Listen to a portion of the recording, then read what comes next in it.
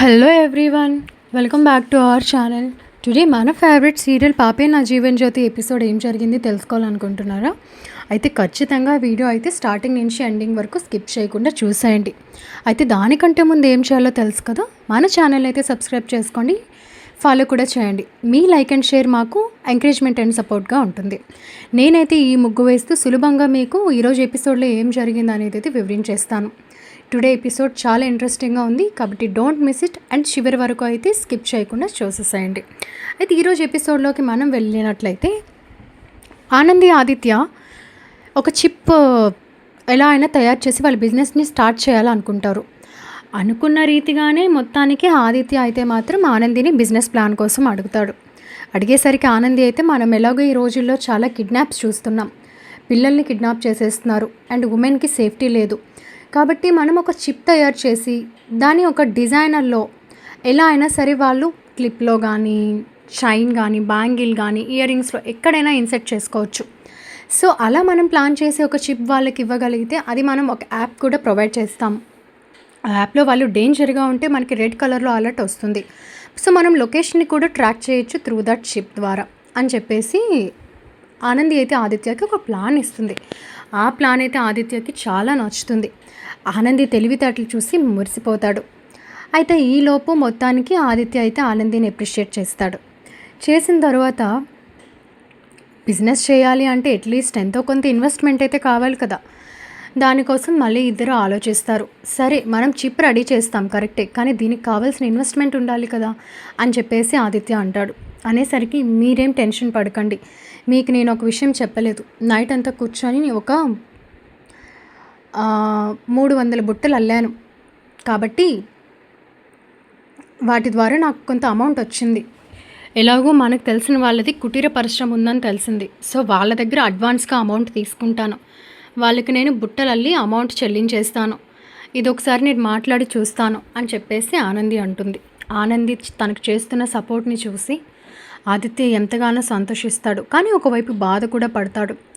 నిన్ను బంగారంలా చూసుకోవాలి, కానీ నాతో వచ్చి నువ్వు ఎన్నో కష్టాలు పడుతున్నావు ఆనంది అని చెప్పేసి అంటాడు.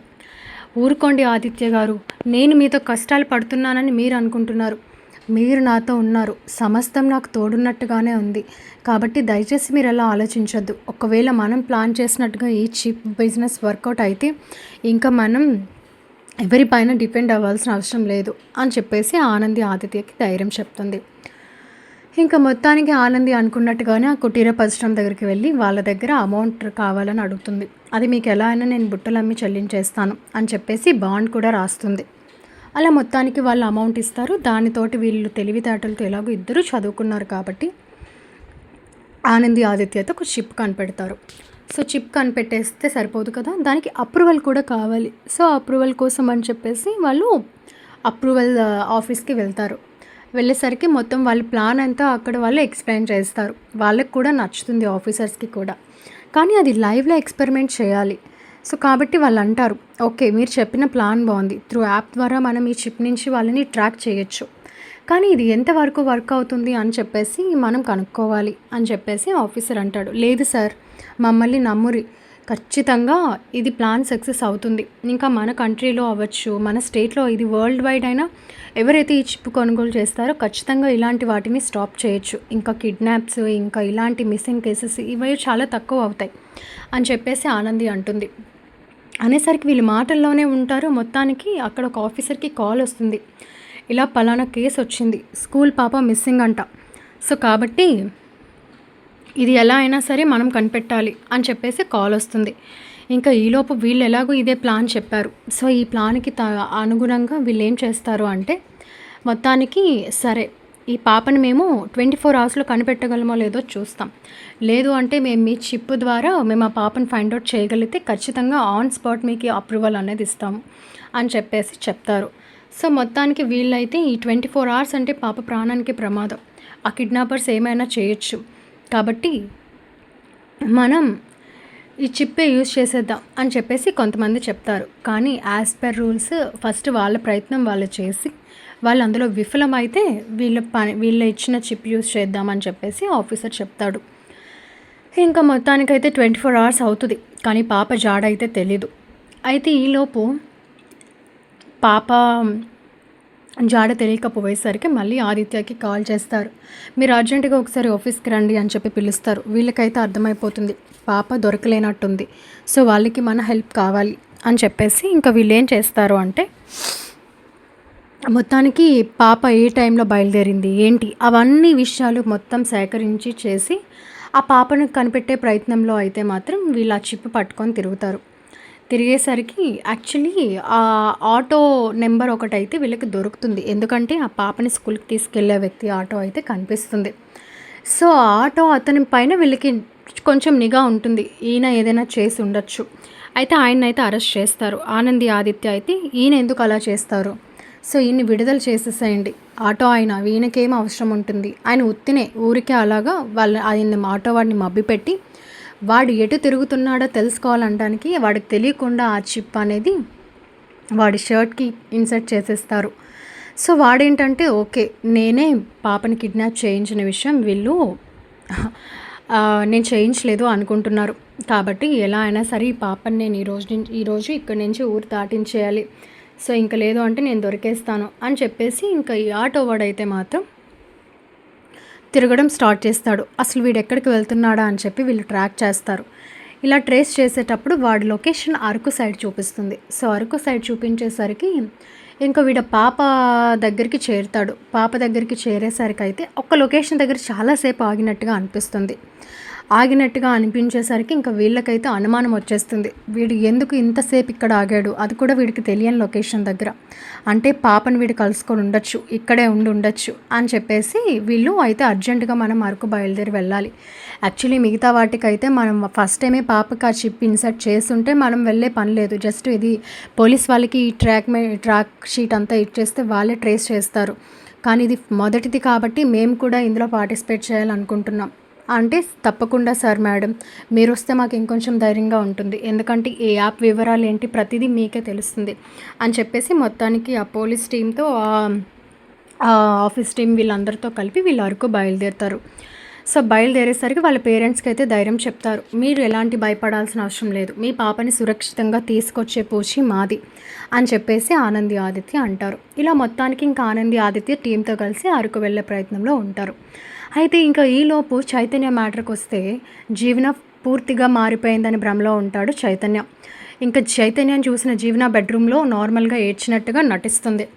ఇంకా జీవనాన్ని అలా చూసేసరికి ఏమైంది జీవన, ఎందుకు ఏడుస్తున్నావంటే, నన్ను క్షమించు చైతన్య, అత్తయ్య గారిని నేను ఒప్పించలేకపోయాను, మరొక ప్రయత్నం కూడా చేసి చూశాను, కానీ దానికి బదులుగా ఆవిడ నన్ను కొట్టారు, అంటే నేను చూశాను నువ్వు ఎంతలా మారేవో నేను చూశాను, మాకు కావాల్సింది కూడా నీలో ఈ మార్పే. సరే మొత్తానికి ఇద్దరం కలిపి అన్నయ్య వదినల్ని ఇక్కడికి తీసుకొచ్చే పని మొదలు పెడదాం, సో నీకు తోడుగా నేను ఉంటాను అని చెప్పేసి అనేసరికి, మీరేనా చైతన్య మాట్లాడుతుంది, నేనంటే మీకు ఇష్టం లేదు కదా, మీరు నన్ను నమ్మరు కదా అని చెప్పేసి జీవన అంటుంది.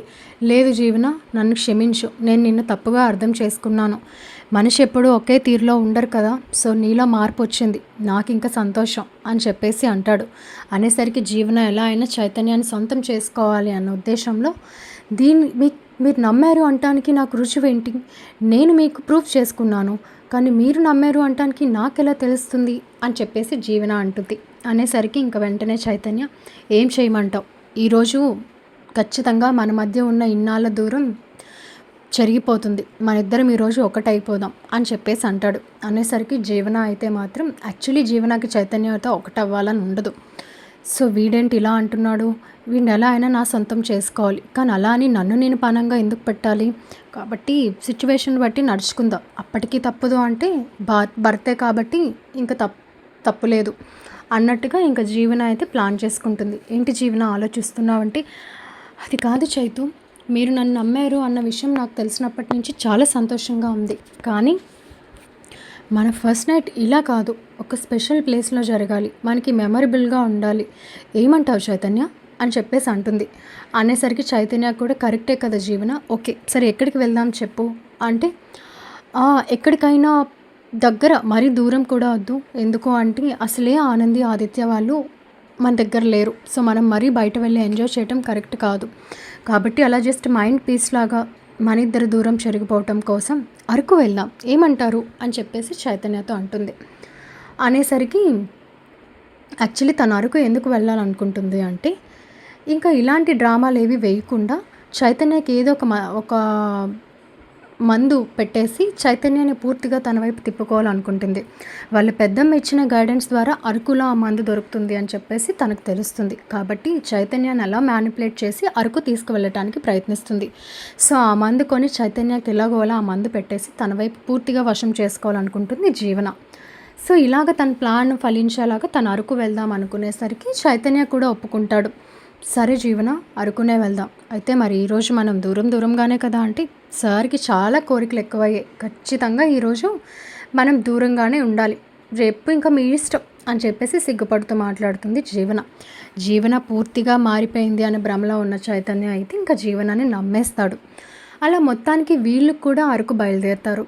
ఇంకా అరకు బయలుదేరేసరికి ఇంకా జీవన అయితే, సరే చైతన్య, మీరు ఇక్కడ ఆగండి, నేను యాక్చువల్లీ మీకు ఒక సర్ప్రైజ్ ప్లాన్ చేశాను, సో నేను అక్కడికి వెళ్ళి వచ్చేస్తాను అంటే, అదేంటి జీవన, ఇది తెలియని ఏరియాలో నువ్వు ఒక్కరిదానివే ఎలా వెళ్తావు, నేను కూడా వస్తాను అంటే, నువ్వు వస్తే నీ సర్ప్రైజ్ నీకెలా తెలుస్తుంది, నాకేం పర్లేదు, నేను కాలేజ్ టైంలో ఫ్రెండ్స్తో నేను చాలా టైమ్స్ అరకు ట్రిప్ వచ్చాను కాబట్టి ఇక్కడున్న ఏరియాస్ అన్నీ నాకు తెలుసు, నువ్వు నా కోసం పెద్దగా బెంగ పడాల్సిన అవసరం లేదు, జస్ట్ ఒక ½ అన్ అవర్ నువ్వు ఇక్కడ జస్ట్ వెదర్ని ఎంజాయ్ చేస్తూ ఉండు, నేను వచ్చేస్తాను, వెయిట్ ఫర్ దట్ సర్ప్రైజ్ అని చెప్పేసి జీవన తెలివిగా సమాధానం చెప్పి అక్కడి నుంచి ఆ మందు కోసం ప్రయత్నిస్తుంది, మందు తేయటానికి వెళ్తుంది.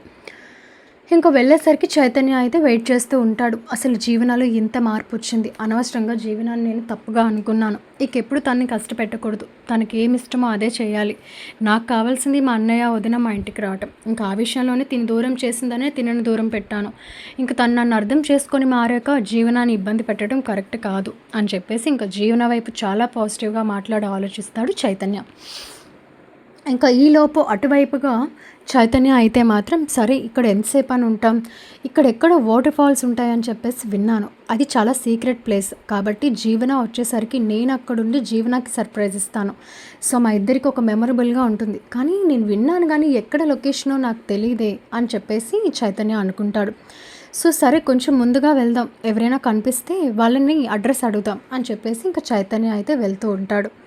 చైతన్య వెళ్ళేసరికి ఇంకా అక్కడైతే ఒక వ్యక్తి కనిపిస్తాడు. ఇంకా ఆ వ్యక్తిని ఆపి అడ్రస్ అడుగుతాడు. తీరా చూసేసరికి ఆ వ్యక్తి ఎవరో కాదు, తాండవన్. సో చైతన్యకి ఆల్రెడీ తాండవన్ చనిపోయాడు, ఆ కేసులోనే అన్నీ నిరికించారనే విషయం తెలుసు. ఇంకా తాండవన్ చూసిన చైతన్య వెంటనే తాండవన్ని పట్టుకొని, నువ్వు చనిపోయావు కదా, నువ్వు తాండవన్ కదా, నువ్వు ఇక్కడేం చేస్తున్నావురా అని చెప్పేసి గట్టిగా అడుగుతాడు. అడిగేసరికి ఇంకా తాండవ అక్కడి నుంచి తప్పించుకునే ప్రయత్నం చేస్తాడు. ఏదో ఒకలాగా మొత్తానికి చైతన్య అయితే పరిగెట్టి తాండవాన్ని పట్టుకొని ఏం జరిగింది చెప్పు, అసలు నువ్వు చనిపోయావు అని చెప్పి మా అన్నయ్యని ఫ్రాడ్ కేసులో ఇరికిచ్చి నువ్వు ఇక్కడ తిరుగుతున్నావా, నీ పని చెప్తాను చూడు అనేసరికి ఇంకా వెంటనే తాండవన్ అయితే, లేదు నేను చెప్పేది విను అంటే, ఏంట్రా నువ్వు చెప్పేది చెప్పు, దీని వెనకతలు ఎవరున్నారో చెప్పు అనేసరికి ఇంకా తాండవన్ అయితే నిజం బయట పెట్టేస్తాడు. జరిగిన విషయం అంతా చెప్తాడు.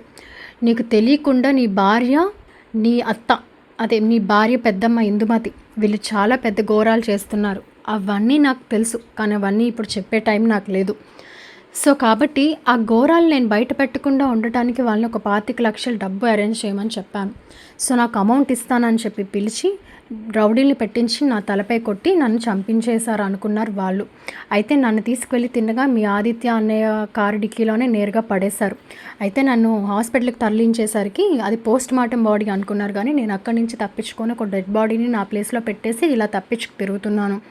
అయితే ఈ విషయంలో అయితే మాత్రం నీ భార్య జీవన అండ్ ఇందుమతినే నన్ను చంపాలని చూశారు, ఆదిత్యాన్ని కూడా వాళ్ళు ఇరికించాలని చూశారు. ఎందుకంటే నీ భార్యకి ఆనంది అన్న ఆదిత్య అన్న అస్సలు పడదు, నాతో కూడా చాలాసార్లు అనింది, వాళ్ళని ఏదో ఒకటి చేయాలి, వాళ్ళని జీవితంలో ఎదగకుండా చేయాలి, సో దానికోసం నేను ఎంతకైనా తెగిస్తాను అని చెప్పేసి నాతో అనింది అని చెప్పేసి అనేసరికి, ఏంట్రా నువ్వు మాట్లాడేది, జీవన మీదే అబండాలు వేస్తావా అనేసరికి ఇంకా వెంటనే తాండవన్ అయితే జీవనతో మాట్లాడిన కాల్ రికార్డ్ ఒకటి ఉంటుంది, నాకు 25 lakhs కావాలి, లేదు అంటే నీ నిజాలన్నీ నేను బయట పెట్టేస్తాను అన్నమాట ఆ రికార్డ్స్ వినిపిస్తాడు. ఇంకా చైతన్య ఆ రికార్డ్ వినేసరికి ఇంకా జీవన పైన పిచ్చ కోపం వస్తుంది. ఓకే, నన్ను కంప్లీట్గా తిన వశం చేసుకొని తిని ఏం చెప్పినా నేను వినేలాగా చేసుకోవాలని చూస్తుంది, కాబట్టి దీని మాయలో నేను పడకూడదు, సరే దీని పని చెప్తాను అని చెప్పేసి అనుకునేసరికి ఇంక తాండవన్ అయితే మాత్రం అక్కడి నుంచి పరారైపోతాడు. ఇంక తాండవాన్ని పట్టుకోవటం కంటే ఎలాగో వాళ్ళన్నే కేసుల నుంచి నిర్దోషిగా బయటకు వచ్చేసాడు. సో ఇప్పుడు తాండవాన్ని పట్టుకొని లాభమేం లేదు, దీని సంగతి చెప్దాం అని చెప్పేసి ఇంకా చైతన్య అయితే మాత్రం జీవన కోసం అక్కడే వెయిట్ చేస్తాడు. వెయిట్ చేసేసరికి ఇంకా ఈలోపు అదే లొకేషన్ అక్కడికి ఆనంది ఆదిత్య కూడా పాప విషయంలో వస్తారు. వచ్చేసి మొత్తానికి ఆ చిప్ దగ్గర ఉన్న లొకేషన్ ఆ ఆటో వాడిని అయితే పట్టుకుంటారు. తీరా వాడు ఒక గుహలో ఉంటాడు. అక్కడికి వెళ్ళి చూసేసరికి పాప కూడా ఉంటుంది. పాప ఉండేసరికి వెంటనే ఇంకా పాపని పట్టుకొని ఆ పోలీసులకి సేఫ్గా అప్ చెప్తారు ఆదిత్య ఆనంది. సో మొత్తానికి ఆ చిప్ ద్వారానే వాళ్ళు ఈజీగా ట్రేస్ చేయగలుగుతారు. సో ఎప్పుడైతే ఆ ఆటో వాడిని కొడుతూ ఉంటారో అది వాడు డేంజర్లో ఉన్నట్టు కదా, సో వాళ్ళకి యాప్లో రెడ్ కలర్లో కూడా చూపిస్తుంది. సో ప్రతిదీ అది ప్రాపర్గా వర్క్ అవుతున్నట్టు ప్రూవ్ అవుతుంది. సో ఇంకా వెంటనే వాళ్ళు ఇచ్చిన ఆఫీసర్స్ ఇచ్చిన మాట ప్రకారం వీళ్ళ చిప్ ఇంత మంచిగా వర్కౌట్ అయ్యి పాపను కనిపెట్టే దాంట్లో ఇంత హెల్ప్ అండ్ విదిన్ 10 అవర్స్లో చేసేసినందుకు ఇంకా వాళ్ళైతే ఇంకా అప్రిషియేట్ చేసి వాళ్ళకైతే అప్రూవల్ ఇస్తారు. ఇలా మొత్తానికి ఇంకా చాలా చిప్స్ కావాలి. స్కూల్లో ఎంతమంది పిల్లలు ఉన్నారో ఇన్ని చిప్స్ మీరు తయారు చేయగలగాలి. కాబట్టి ఇంకా మీరు మ్యానుఫ్యాక్చరింగ్ టీమ్ని ప్రిపేర్ చేసుకోండి. సో మీ అప్రిషియేషన్కి మేము ఒక 5 lakhs స్పాన్సరింగ్ కూడా ఇస్తున్నాం అనేసరికి ఇంకా ఆదిత్య ఆనంది చాలా సంతోషపడతారు. ఎందుకంటే వాళ్ళకి అన్ని చిప్స్ రెడీ చేయడానికి అట్లీస్ట్ ఒక 10 lakhs అయినా అవుతుంది. సో ఫస్ట్ ఆ 5 lakhsతో కొన్ని చిప్స్ రెడీ చేసి అవి వాళ్ళు సేల్ చేసి సో అవి వాళ్ళ టెస్టింగ్ అన్నీ పంపించాక మళ్ళీ అది ప్రాపర్గా వర్క్ అయ్యాక వాళ్ళు రిమైనింగ్ కూడా వర్కౌట్ చేయొచ్చు అని చెప్పేసి అనుకుంటారు. అనుకున్నాక ఇంకా మొత్తానికి అలాగే వీళ్ళు 5 lakhs కూడా తీసుకుంటారు. సో ఇంక అక్కడి నుంచి హ్యాపీగా ఆదిత్య ఆనంది ఇంకా మన కష్టాలన్నీ తీరిపోతాయి ఆదిత్య గారు, నేను చెప్పాను కదా ఖచ్చితంగా మనం బిజినెస్లో సక్సెస్ అవుతామని అనేసరికి ఇదంతా నీ వల్లే ఆనంది, నీ తెలివితేటలతో ఇంత మంచి బిజినెస్ ఐడియా చెప్పావు, చాలా థ్యాంక్ యూ, నువ్వు నా పక్కనుంటే నేను ఏదైనా సాధిస్తాను అని చెప్పేసి ఇంకా వీళ్ళిద్దరూ సంతోషంగా మాట్లాడుకుంటూ వస్తారు.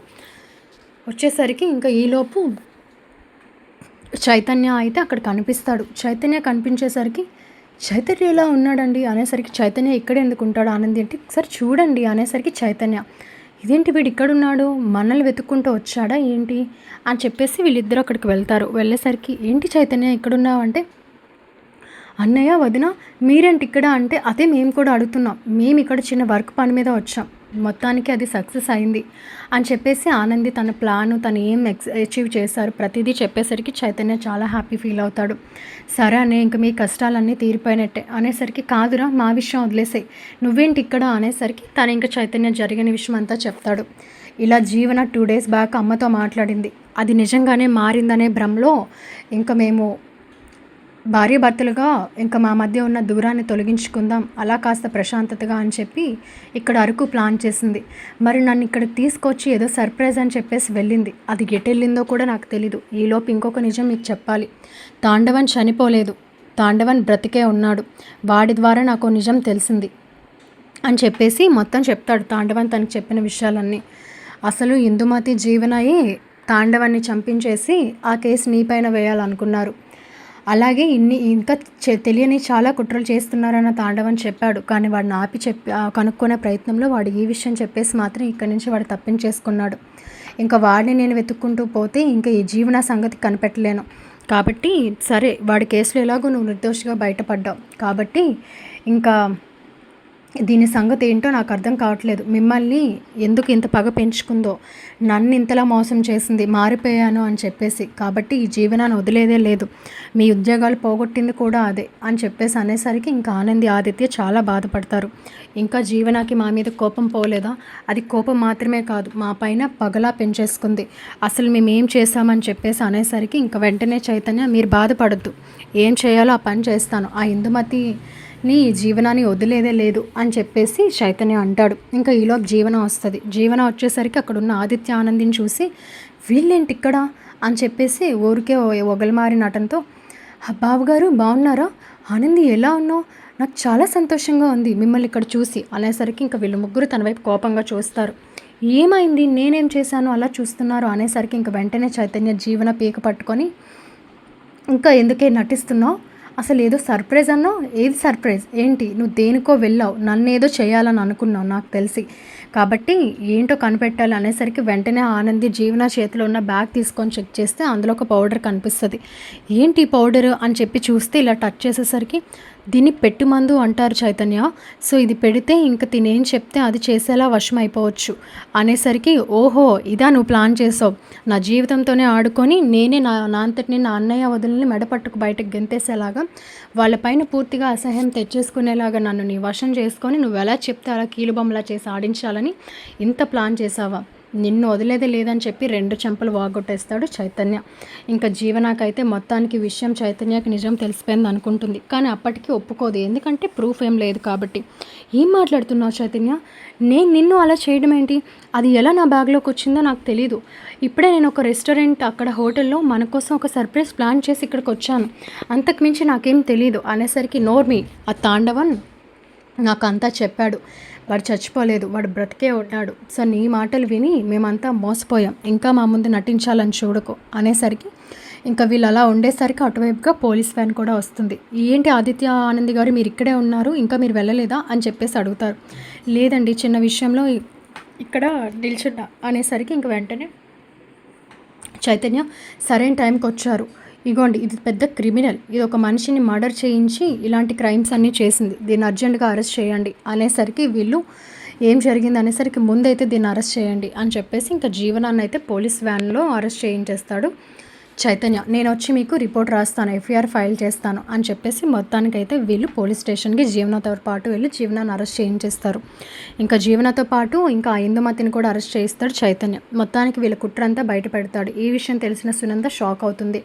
అసలు జీవన మన వెనక ఉండి ఇంత గొయ్యలు తీస్తుందా, ఆదిత్యపై ఇంత పగ పెట్టుకొని తనే మర్డర్ చేయించేసి అది ఆదిత్య పైన వేస్తుందా, తిన మాటలు విని నేను ఆనందిని తప్పుగా అనుకున్నాను అని చెప్పేసి సునంద కూడా జీవన చెంప పగలగొట్టి ఇంకా జీవనాకి ఇందుమతికి తగిన శిక్ష పడేలాగా పోలీసులతో మాట్లాడుతుంది. అలా మొత్తానికైతే ఆనంది ఆదిత్య బిజినెస్ విషయంలో ప్లాన్ వర్కౌట్ అయ్యి వాళ్ళు మంచి సక్సెస్ వస్తారు. అలాగే జీవన ఇందుమతిల కుట్రలు కూడా వాళ్ళు తెలుసుకొని ఇంకా వాళ్ళకి శిక్ష పడేలాగా చేస్తారు. అలా చైతన్య మొత్తానికి తాండవని చెప్పిన మాట ప్రకారం తనని తానైతే రక్షించుకోగలుగుతాడు. జీవన ఇందుమతిల కుట్ర బయట పెట్టి సునందకి కళ్ళు తెరిపించేలా చేస్తాడు. అలా మొత్తానికి సునంద అయితే వీళ్ళ విషయం తెలుసుకొని షాక్ అయినా మొత్తానికి ఆనంది ఆదిత్యుల మంచితనం, వాళ్ళ హార్డ్ వర్క్, వాళ్ళ పేషెన్స్ అండ్ వీళ్ళపైన ఉన్న అభిమానం అన్నీ తెలుసుకొని వాళ్ళనైతే చాలా అభినందిస్తూ వాళ్ళతో కలిసిమెలిసి ఉండటానికి ప్రయత్నిస్తుంది సునంద. ఇలా మొత్తానికైతే జీవన ఇందుమతుల కుట్ర బయటపడి ఆనంది ఆదిత్యుల బిజినెస్లో మంచి సక్సెస్ వచ్చి చాలా సంతోషంగా ఉంటారు. సో ఇది జరిగిన విషయం. మరికొన్ని ఇంట్రెస్టింగ్ ట్విస్ట్ ఎపిసోడ్స్ తెలుసుకోవాలనుకుంటే ఖచ్చితంగా మన ఛానల్ అయితే సబ్స్క్రైబ్ చేయండి, ఫాలో చేయండి. పైన కనిపిస్తున్న బెల్ ఐకాన్పై ఆల్ ట్యాప్ చేస్తే మేము పోస్ట్ చేసే ప్రతి వీడియో మీరు ఈజీగా చూడగలరు నోటిఫికేషన్ ద్వారా. కాబట్టి keep watching our channel and don't forget to subscribe. Thank you so much guys.